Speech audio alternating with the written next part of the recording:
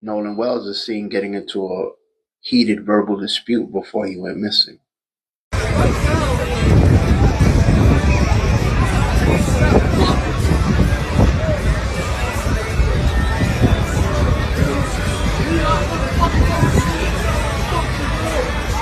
Horn and our bilge pump stopped working. We're sinking. Last night we would share breaking news in regards to Nolan Wells, as audio from a toll call made by his friends around 3 p.m. on July 4th, according to NBC News, would be released. Now, in an extended version of this call, we are now hearing where they were exactly when the call was made. According to now released audio and GPS graphics, they were on the western tip of Horn Island. We're at the west tip of Horn, and our bilge pump stopped working. We're sinking. Now, as you know, we've been following the story, and what we have now noticed is that the call looks to be made in the same area Nolan's body was found 2 days later on Monday.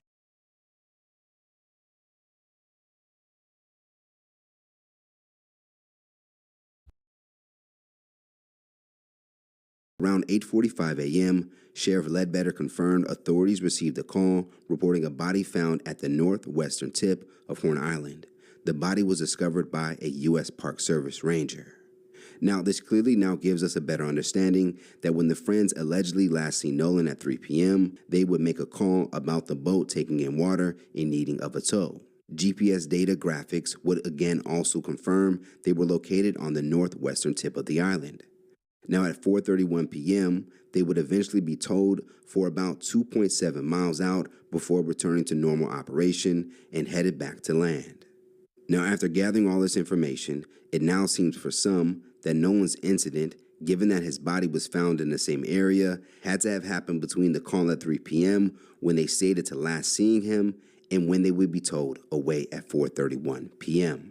Now, another thing that would stand out in the audio and raise suspicions is that the dispatcher would ask the boat's operator if everyone on board was in good health. And in response to that, he would go on to say, yeah, everybody is on board. We're sinking. Can y'all please come? And is everybody on board in good health otherwise? Yeah, everybody's on board. Is everyone on board in good health? Yeah, everybody is on board. Everyone on board? Was Nolan also on board? Was he deceased before leaving the island? Or was he unalived on the mainland? Now, per a social media post, they allegedly made it back to the mainland where they attended a pool party. Shout to Hype Plus News for the breakdown.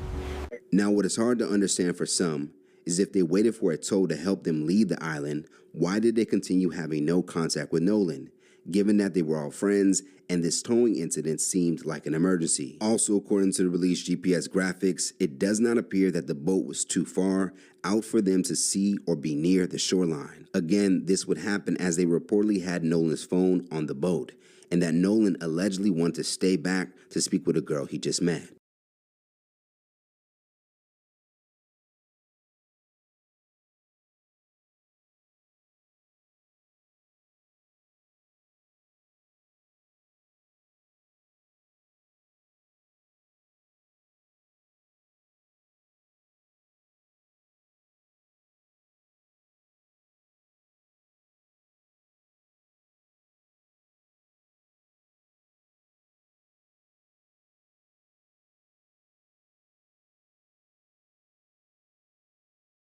Now, on Wednesday, Nolan's family representatives would speak to the Mississippi DA to hear the latest. They would go on to admit that not much new information was shared, but that the DA will be presenting evidence to a grand jury to declare how the mysterious death of Wells should move forward. Now, despite a seemingly positive meeting with the DA, not everyone is letting up.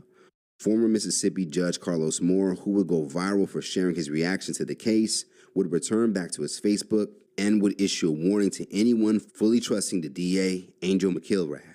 According to Moore, his past run-in with McIlrath, as according to him, was a bad experience, as she failed to get an indictment for an incident that clearly should have gotten one. Day 11, and there has still been no arrest. To me, that is unacceptable.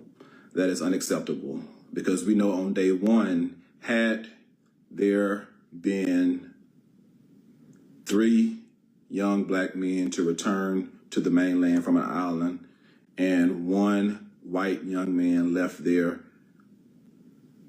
who disappeared, who died under suspicious circumstances. We know within 1 day of beginning an investigation, with all the suspicious activity that we know that have occurred here, if it occurred in that situation, we know that there would have been arrest by now.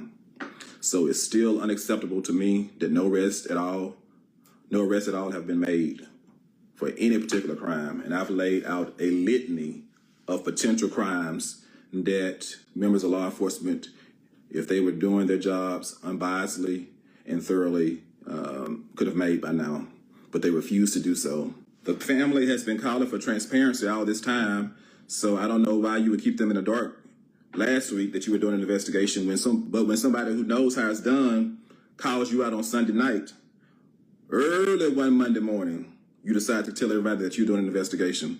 So thank you, DA McIlrath. We've been wondering what you have been up to the past few days. So now we know, because I don't play.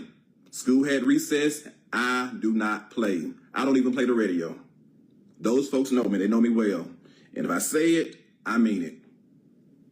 And so I see today, not only that she had announced earlier this week that she was going to work with, or was working with the Jackson County Sheriff's Department, she met with the family and their counsel and gave them an update and told them that she will be presenting all of the evidence to a Jackson County grand jury. That is a step in the right direction. But is it a step in the right direction because we had to call her hand? Had she planned to do that all alone? I had the unfortunate experience of meeting the DA, McIlrath, back in 2019 when I was a partner with the Cochran firm. And Toussaint Diamond Sims was killed by a Morris Point Police Department officer on August the 8th, 2019. It was caught on video. There were several witnesses that said that young man had nothing in his hands when he was shot 5 times in the back by that Morris Point cop. 5 times in the back, nothing in his hands. DA McIlrath presented all that evidence, overwhelming evidence, and she still could not secure an indictment of that officer in Jackson County. So before everybody goes and starts singing her praises, let's make sure she's not going to do another sham presentation to the grand jury. And we know that you can present things to various grand juries until you get an indictment. It's mighty funny that the regular saying is you can indict a ham sandwich. With all that evidence, after someone was killed in 2019, and I happened to represent the family at that time as a partner in the Cochran firm, and I met with her as well as the family, similar to what happened today, so I've been through that process with her. She will offer you sweet tea. She's a nice, good Southern belle, but can she get you justice? We're not going to sleep on you, Angel, excuse me. We're not going to sleep on you.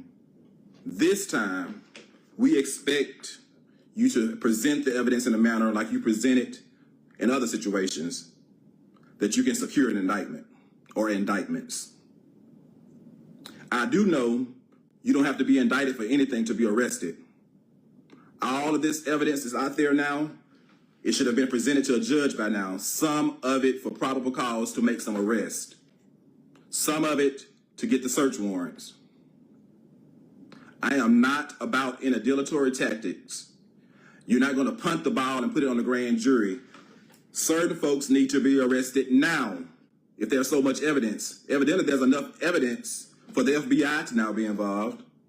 Evidently, there's enough evidence now for the DA to announce that she's going to present things to the grand jury. There's nothing to present to a grand jury if there's an accidental drowning. An accidental drowning under no suspicious circumstances would not require a presentation to a grand jury, and the DA could make that call herself. So evidently, there's something not clean in the milk. There's something not clean in the milk, and they know it. But yet and still, because of privilege or whatever, there has been no arrest, and we are day 11 post July the 4th. when Nolan Wells was first reported missing. Now, I'm the people's judge, and I shoot it to you straight with no chaser. That is unacceptable. It's unacceptable. You think we're going to sing your praises because you put on a dog and pony show? You can say the right thing, you can be courteous, but the Mississippi I know, the Jackson County I know, they will smile in your face and serve you 2 glasses of sweet tea and still stab you in the back. I can talk about them because that's where I'm from. Now, the fact that this has even escalated to be presented to a grand jury would also hint to more that a simple drowning must not have taken place.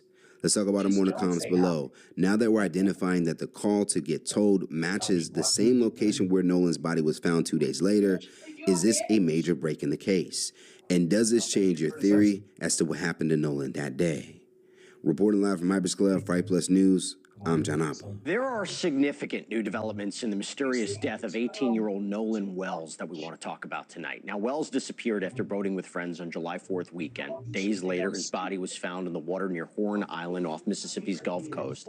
And while investigators have said that drowning appears to be the preliminary cause of death, even though the official findings from the autopsy haven't been released, his family has continued to raise questions, right? Why did he go off on his own? Why didn't he have a cell phone? How could no one help? How could no one notice? Well, today, the Jackson County District Attorney met face-to-face with Nolan's parents and their legal team for the first time. And after that meeting, the family announced that once investigators complete their work, this case is going to be presented to a grand jury. Now, to be clear, that doesn't mean charges are coming, but it does seem to suggest that jurors are going to review the evidence to determine whether any criminal charges should be filed. The family says the DA also made clear that no decisions about possible charges are going to be made until the sheriff's investigation is complete.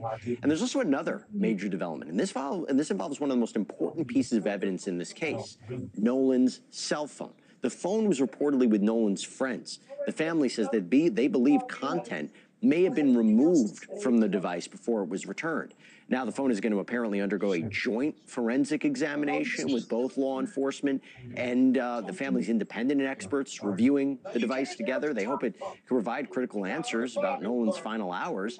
I want to bring in Dante Mills, a national trial attorney at Mills Legal. Good to see you, sir. Significant that the family met with the DA, but potential grand jury. Does that signify to you that there's criminal culpability here?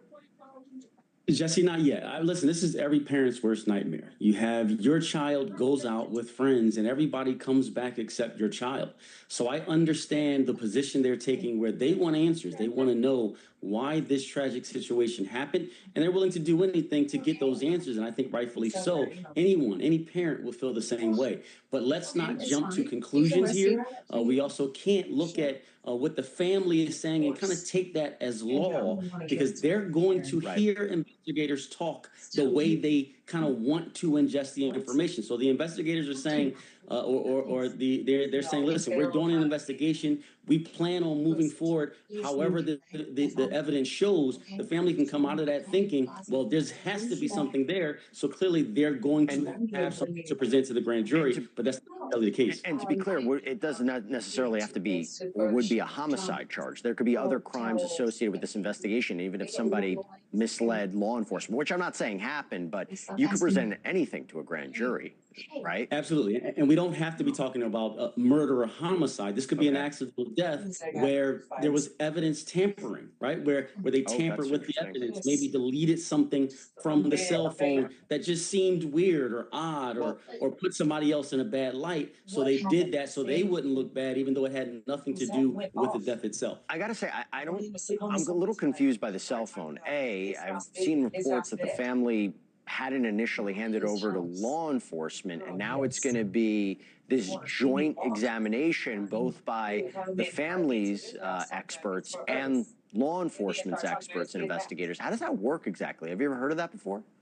I have. I've actually done those forensic analysis of electronic devices where I've had my expert go in and capture these devices, actually get them from the investigators themselves.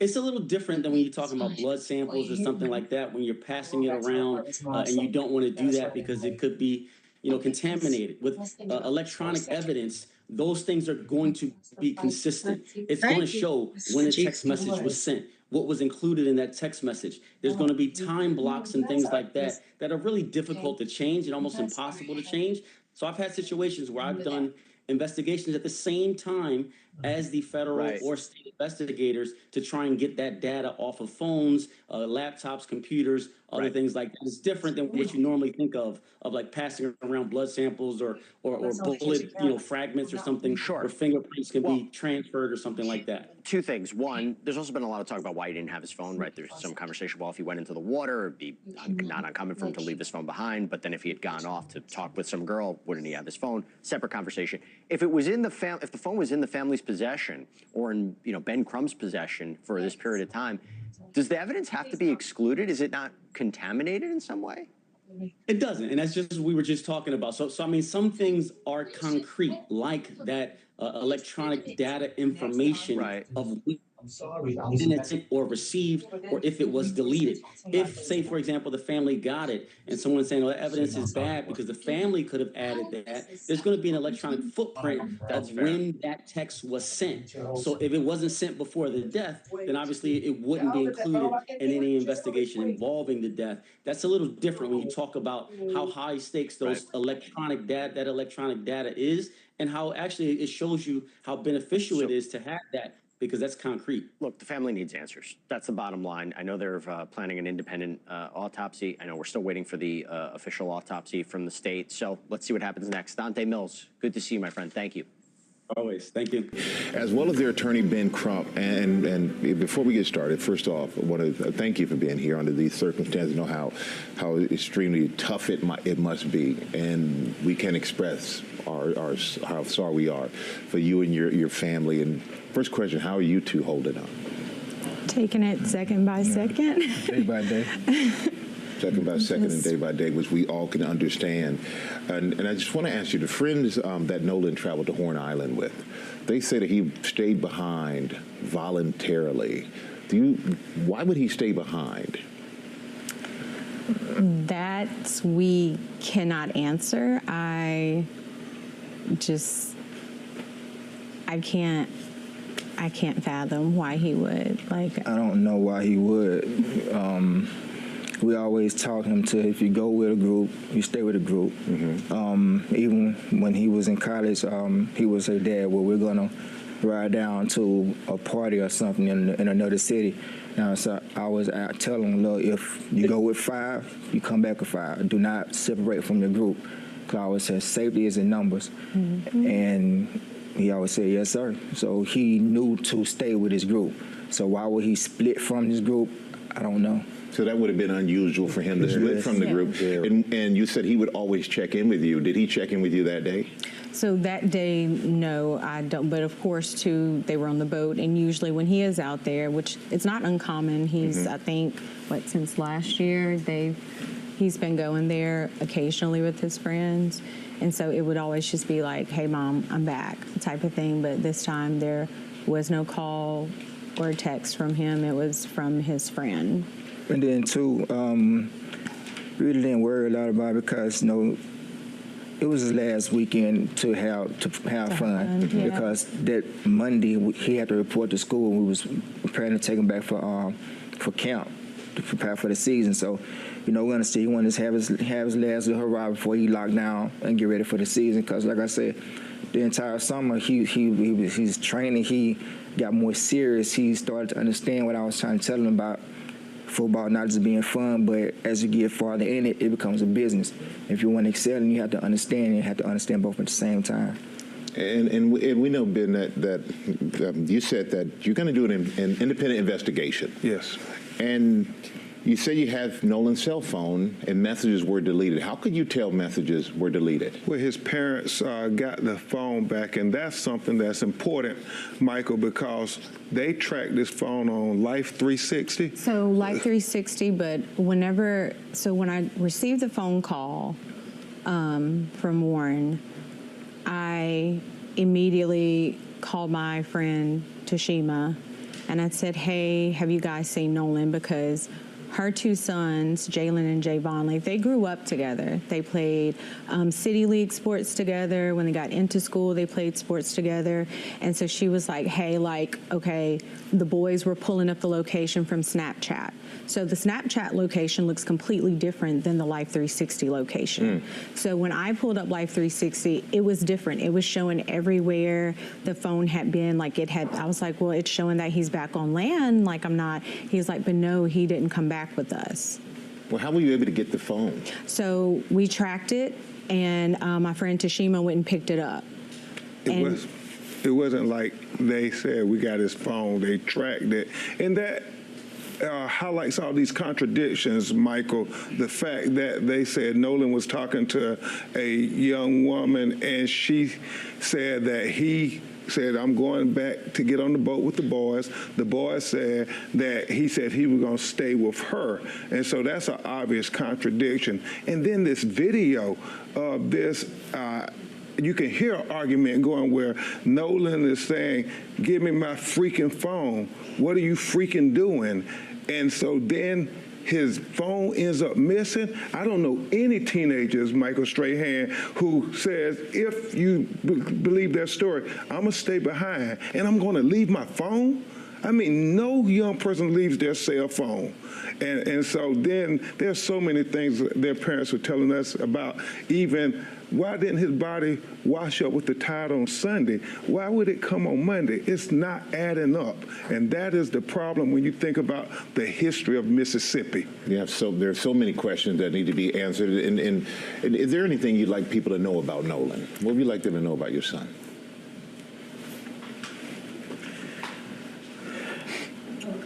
No, It's okay. Nolan, take your time. Nolan was very loving. He was liked by all. It was not a friend he couldn't make. No, we'll be. So Nolan was just like this bright light, right? Walk into a room, his smile, his energy was just so infectious. Like it's almost like he drew you into him. And he was just one of those people, like he always wanted everyone to be included. He didn't want anyone to feel left out. I remember one of his teachers emailing us. I can't remember what grade he was in, but basically it was math class. They had a special needs student, and she asked a question, and Nolan got everyone to put their hands down because he wanted that student to answer. And so student answers the question, and she was like, Christine, the classroom, Nolan went crazy, and everyone else started going crazy, just celebrating that child, making them feel included. And that was the person he was. Like, he loved everyone. And I always told Nolan, like, you have to be careful when you have such a big heart like that. I love that God blessed you with that, but you have to be careful with that because, that it's not always returned, that type of love. But he was just genuinely a good person.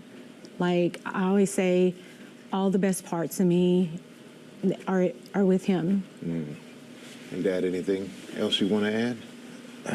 It's just, he's going to be really missed. I know a lot of his teammates, they all look to him as a leader. He's more like a silent leader.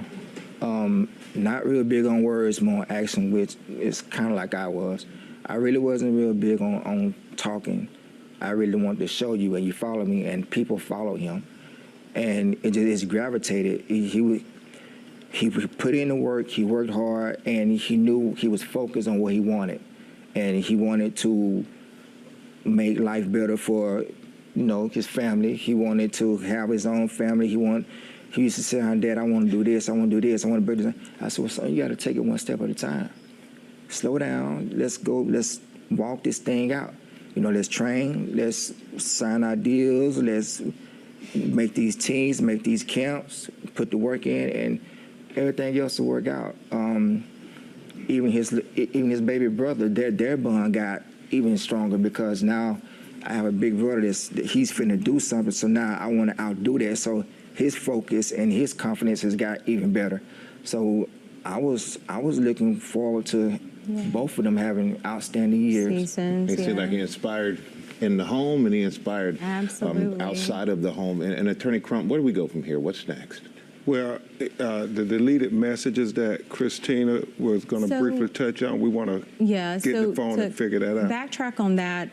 When we finally got his phone, me and my sister went through the phone.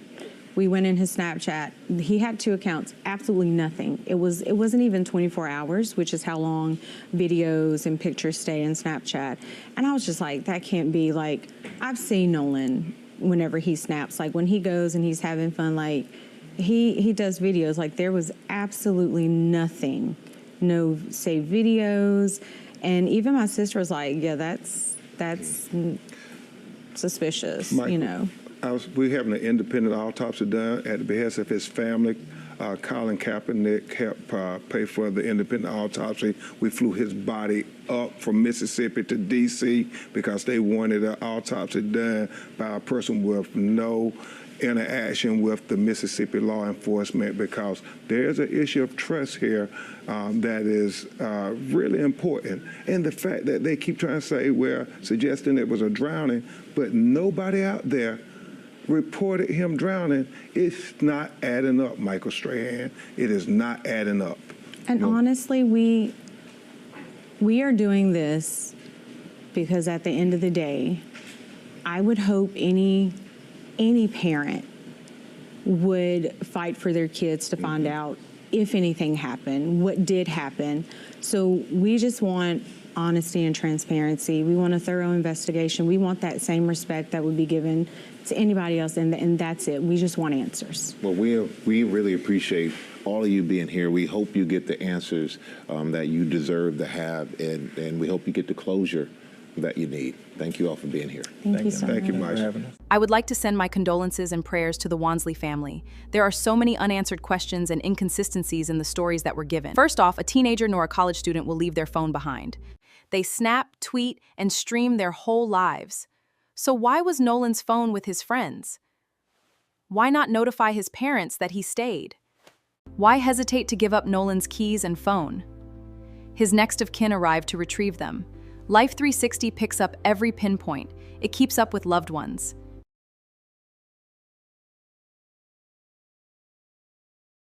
Thank you for watching. Like, comment, share, subscribe.